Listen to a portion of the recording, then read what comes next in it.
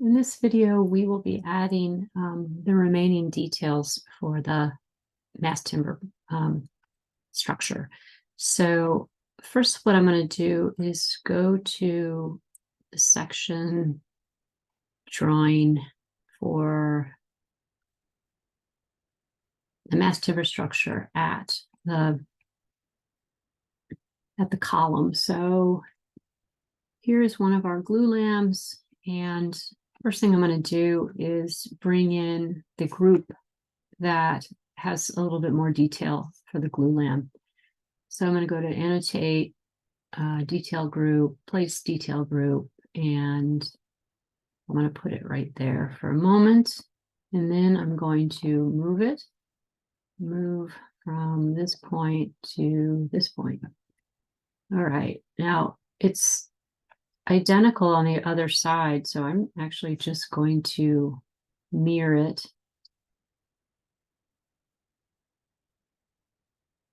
Okay, and then those can be copied from level 3 down to level 2, so it's 12 feet.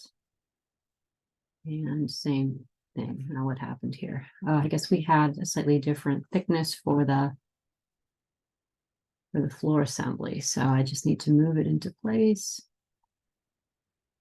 from here to here.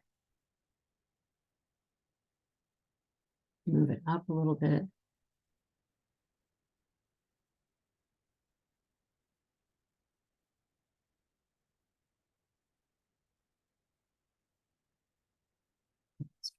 Time, move from here to there. And same thing, this can be mirrored from the grid center line. All right, so we have on top of this, the membrane. So all I'm going to do is just add a little extra line on top here. I'll start from over here, and hopefully it will let me select this point.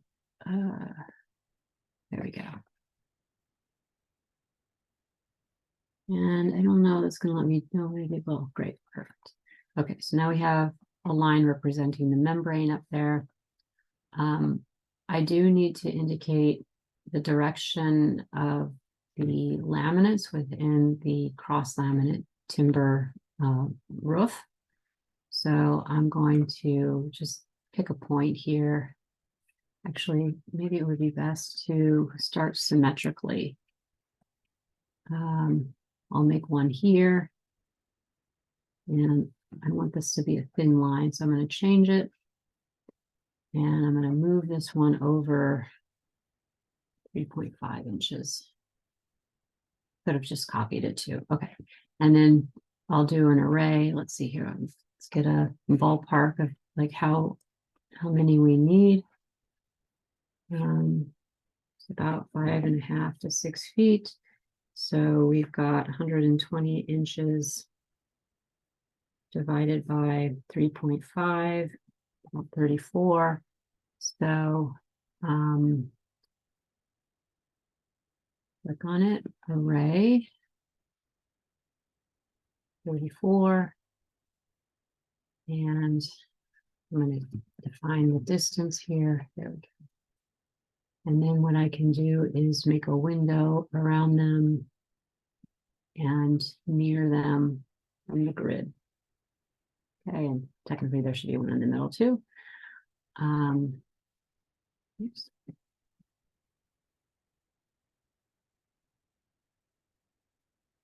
I think I may have just shifted this over, and I don't want to do that. So I hope that didn't affect the sheet. Okay, let's make a window. These, Control C, and we'll bring them down to level 2. All right, now I want them to be in that second layer down, and then I'm gonna repeat it. Let's see if I can do it while I'm still in here. No, I will make a window around these ones, copy, from this point to this point. Good. Now just traveling down here, I'm going to have the same situation here with the reinforcing and the vapor retarder and the gravel stop. So that can all be copied from one of the other details and brought into this one. Now, this is a much thicker slab, so you may have to make some adjustments, but it's the same process that you've used before. Okay, so I have now the welded wire reinforcing. I've got my gravel, and I've got this vapor retarder. Next, I'm going to go take a look at the plan. So the plan details, that is. Let's see here. Let's go to, those are the ceiling plans. We could do that one first. The only thing that I'm going to add here graphically is some indication of the laminated wood. So this column is, it's not exactly square. It's 10 3/4 in this direction and 10 1/2 in this direction. I'm going to create some lines that represent those layers. I'm going to click on this and move it down 1.5 inches. Change that to a thin line. And just do a little array here. Have 4, 1.5 inches. And we'll just copy them. So you could do 6 of them instead of 4 like I did. Okay. And then we will also take these and group them. So grab them all. Let's try from here. Annotate, detail group, create group, and we can call this glulam column.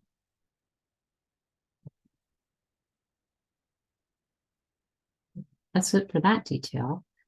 Now I'm going to go to the floor plan details. Let's see here. Expand that. Okay, and I'll do the same thing. Annotate, detail group, place group. And let's look for a glulam column.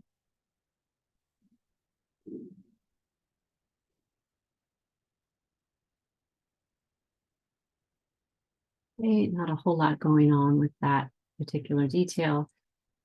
And this one will receive also those laminations, or the articulation of the laminations. Detail group, place group.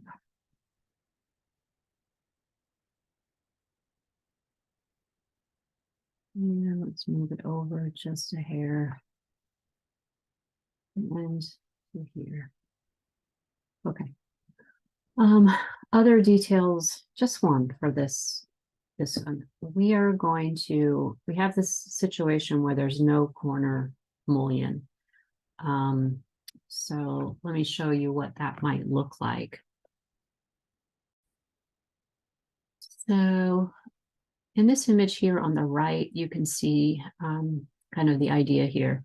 You have horizontal mullions and you have vertical ones, but at the corner, it's just a butt joint is sometimes how it's referred to. And it usually has silicone in that joint to kind of keep the 2 glass panels closed.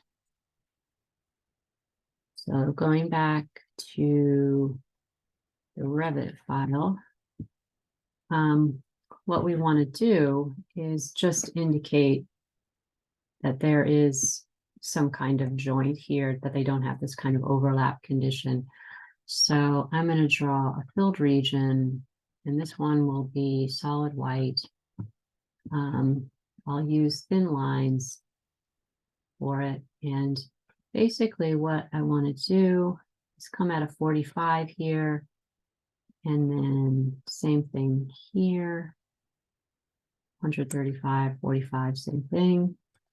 And then kind of close this up and hit the check mark. And basically, this detail is going to be quite small. Well, that'll just give us an opportunity to make the notation. Let's see what it looks like if we were to edit the boundary and heavy up. It might be too heavy. No, that's okay. We can do it like that. So we'll have two thin lines and then the thick line there. Okay, and then we'll have a place that we can kind of make that note. Okay, so going to sheet A304. That's the extent of the detail, the graphic detail on that sheet.